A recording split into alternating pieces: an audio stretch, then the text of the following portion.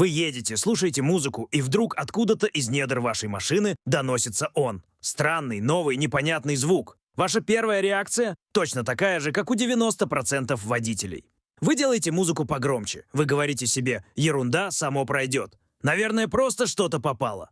На следующем техническом обслуживании скажу механику. И продолжаете ехать. И в этот самый момент вы совершаете ошибку. Возможно, самую дорогую ошибку в вашей автомобильной жизни. Потому что ваша машина только что заговорила с вами. И это был не дружелюбный шепот. Это был крик о помощи. А вы его проигнорировали. Я 15 лет работаю с автомобилями. Я видел двигатели, разорванные в клочья. Я видел коробки передач, перемолотые в металлическую стружку. Я видел тормозные диски, расколовшиеся, как фарфоровые тарелки. И знаете, что объединяет почти все эти истории? Они начинались с маленького безобидного звука, который владелец решил проигнорировать. Современные автопроизводители сделали вам медвежью услугу. Они превратили машины в тихие, комфортные капсулы. Они обложили двигатели 10 слоями шумоизоляции, чтобы вы не слышали, как они на самом деле работают. Почему? Чтобы вы чувствовали себя комфортно. И чтобы вы не заметили проблему, пока она не превратится в катастрофу, и гарантия уже, конечно, закончилась. Сегодня мы сломаем эту стену молчания. Я научу вас языку вашего автомобиля. Я расскажу вам о 10 звуках-предвестниках, 10 красных флагах, 10 механических криках ужаса. Услышав любой из них, у вас есть только один правильный вариант действий – немедленно съехать на обочину и заглушить мотор.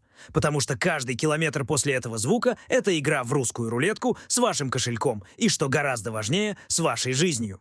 Начнем наш обратный отсчет от менее критичных, но все равно опасных до абсолютного кошмара звука, который означает, что ваш двигатель уже мертв. Вы просто этого еще не знаете.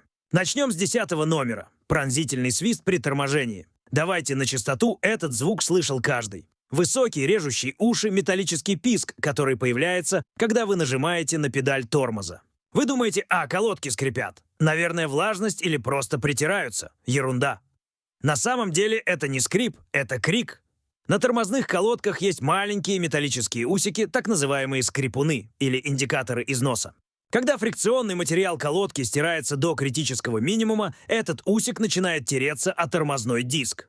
Он специально спроектирован так, чтобы издавать этот отвратительный, невыносимый звук. Это не поломка, это встроенное производителем звуковое предупреждение. Хозяин, алло, у тебя остался 1 мм колодок. Еще немного, и ты начнешь тормозить металлом по металлу. Если игнорировать, сначала вы просто убьете тормозные диски. Вместо замены колодок за 100 евро вы попадете на замену колодок и дисков за 300-400. Но если вы продолжите игнорировать и этот звук, фрикционный материал сотрется полностью, и при резком торможении колодка может просто развалиться, и тогда вы останетесь без тормозов на одном колесе. Последствия, думаю, объяснять не надо. Услышав этот визг, не паникуйте, но и не затягивайте. У вас есть несколько сотен, может 1000 километров, чтобы спокойно доехать до сервиса и поменять колодки. Но ехать нужно в сервис, а не в отпуск. Теперь звук номер 9 – щелчки или хруст при повороте руля. А вот этот звук многие принимают за особенность машины. Вы выворачиваете руль почти до упора, например, на парковке или при развороте, и слышите отчетливый ритмичный хруст или щелчки со стороны колеса. Хрум-хрум-хрум. Вы думаете, странно, но машина же едет. Наверное, что-то в подвеске, не страшно. На самом деле, это агония шарнира равных угловых скоростей. По-простому, гранаты. Эта деталь передает крутящий момент от коробки на колеса и позволяет им поворачивать. Она защищена резиновым пыльником, набитым смазкой. Со временем пыльник рвется. Вся смазка вылетает наружу, а внутрь попадает песок, грязь и вода. Шарнир начинает работать на сухую, песок действует как абразив, и металлические шарики внутри начинают перемалывать сами себя. Этот хруст – звук их предсмертной песни. Если это игнорировать, однажды при резком старте с вывернутым рулем шарнир просто развалится. Колесо потеряет тягу. Машина встанет. Если это произойдет на скорости в повороте, последствия могут быть фатальными. Что делать? Немедленно в сервис. Замена шарнира – не самая дорогая процедура. Но если он развалится на ходу, он может повредить приводной вал, ступицу, и тогда счет за ремонт вырастет в разы. Это тот случай, когда звук не угрожает мотору, но напрямую угрожает вашей безопасности. Переходим к номеру 8. Гул или вой, усиливающийся со скоростью. Этот звук очень коварен. Он появляется незаметно. Сначала как легкий гул, похожий на шум от резины. Он монотонный, и его громкость и тональность меняются не от оборотов двигателя, а от скорости машины. Чем быстрее едешь, тем громче и выше он становится. Вы думаете, наверное, резина зимняя шумит. Или асфальт такой. На самом же деле, в 90% случаев это умирает ступичный подшипник. Маленькая, но критически важная деталь, которая позволяет вашему колесу вращаться. Когда смазка в нем высыхает или попадает грязь, шарики внутри начинают разрушаться. Этот гул – звук трения металла по металлу на огромной скорости. Если проигнорировать, подшипник может перегреться и заклинить. Колесо заблокируется на ходу на скорости 100 км в час. Это практически гарантированная потеря управления и страшная авария. Я лично знаю случай, когда у парня на трассе заклинило передний ступичный, машину развернуло и выбросило в кювет. Хорошо, что был один и пристегнут. Как только услышали этот гул, сразу в сервис на диагностику.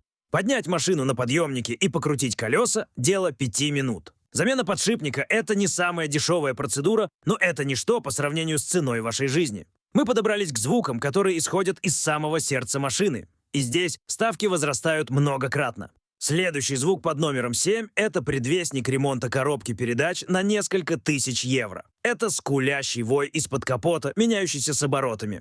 Этот звук похож на скуление или подвывание. Он появляется, когда машина стоит на месте в режиме драйв или когда вы начинаете движение, и его тональность напрямую связана с оборотами двигателя. Чем выше обороты, тем выше и громче вой. Вы думаете, какой-то ремень засвистел, наверное? Надо будет побрызгать.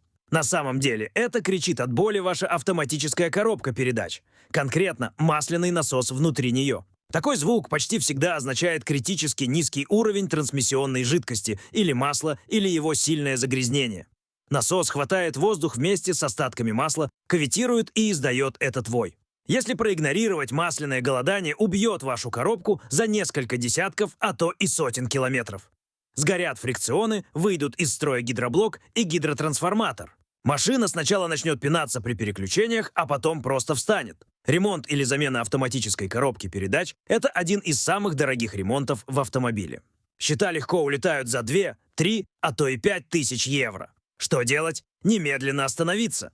Проверить уровень масла в автоматической коробке переключения передач, если есть щуп. Если его нет, эвакуатор и в сервис. Не своим ходом. Каждый метр движения – это минус сотни евро из вашего бюджета. Далее номер 6 – громкий, резкий хлопок с последующим шипением. Вы едете, и вдруг из-под капота раздается громкий хлопок, как будто лопнул воздушный шарик, и сразу после этого вы слышите громкое шипение или свист, особенно при нажатии на газ, а машина резко теряет мощность. Вы думаете, что-то с выхлопом, прогорел глушитель? На самом деле у вас лопнул патрубок системы турбонаддува. Современный турбомотор нагнетает воздух в цилиндры под большим давлением. Этот воздух идет по системе резиновых и пластиковых трубок. Со временем от температуры и давления они трескаются. Хлопок – это момент разрыва. А шипение – это воздух, который турбина сжимает и который теперь со свистом вылетает в дыру, не попадая в двигатель. Если это игнорировать, то ехать дальше значит убивать турбину. Она будет крутиться в разнос, пытаясь создать нужное давление, но без нагрузки от сжатого воздуха ее обороты могут превысить допустимые. Это приведет к ее разрушению. Кроме того, в двигатель будет попадать неучтенный, грязный воздух мимо воздушного фильтра.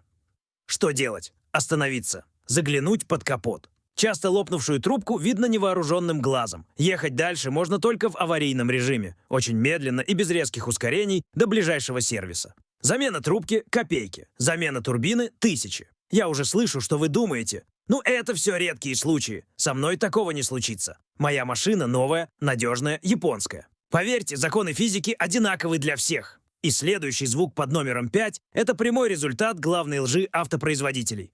Ритмичное металлическое цоканье или тиканье из верхней части мотора. Этот звук похож на тиканье часов или на стук швейной машинки. Цок-цок-цок-цок. Он отчетливо слышен на холостых оборотах и становится чаще с их повышением. Вы думаете, наверное, форсунки так работают, или просто особенность мотора.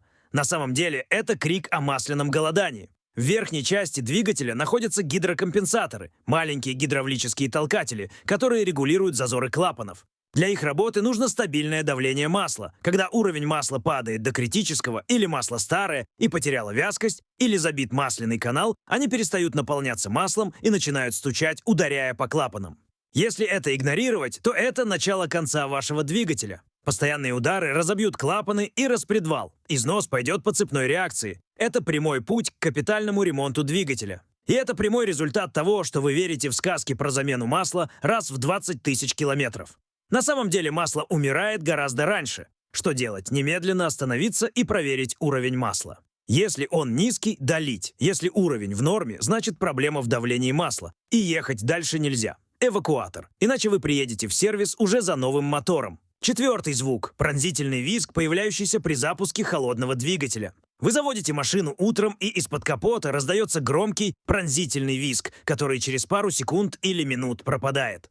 Вы думаете, ремень приводной на холодную свистит, прогреется и перестанет. На самом деле, да, это ремень, но это не просто свист, это его предсмертная агония. Этот поликлиновый или серпантинный ремень вращает все жизненно важное навесное оборудование – генератор, насос гидроусилителя, если он есть, компрессор кондиционера и, самое главное, помпу, насос системы охлаждения. Визг означает, что ремень либо растянулся и проскальзывает, либо один из роликов или подшипников навесного оборудования заклинивает. Если это игнорировать, однажды этот ремень просто порвется. И в этот момент у вас одновременно откажет усилитель руля, руль станет каменным, перестанет заряжаться аккумулятор, машина заглохнет через пару километров и, что самое страшное, остановится помпа. Двигатель перестанет охлаждаться и закипит через 2-3 минуты. Если вы это не заметите, вы его убьете. Этот звук нельзя игнорировать. В сервис на диагностику натяжителя, роликов и самого ремня. Третий звук – глухой тяжелый стук в подвеске при проезде неровностей. Вы переезжаете лежачего полицейского или попадаете в яму, и из-под машины раздается не упругий бум, а глухой тяжелый одиночный удар.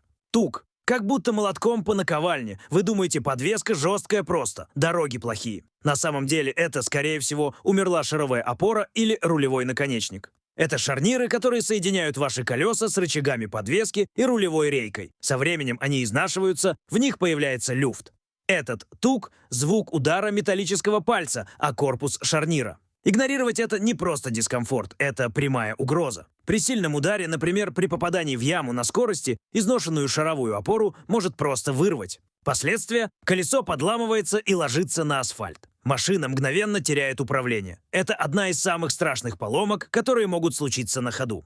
Услышали стук, на диагностику подвески немедленно. Замена шаровой опоры стоит копейки по сравнению с ремонтом всей передней части машины после аварии. Предпоследний, второй звук – глубокий, низкий скрежет при переключении передач на механике. Вы выжимаете сцепление, включаете передачу и вместо мягкого щелчка слышите громкий, неприятный металлический скрежет. Хрррр. Как будто пытаетесь воткнуть вилку в работающий блендер, вы думаете. Наверное, сцепление не до конца выжил. Или просто передача не попала. На самом деле это кричат синхронизаторы в вашей коробке передач. Их задача – уравнивать скорости вращения шестеренок перед включением передачи.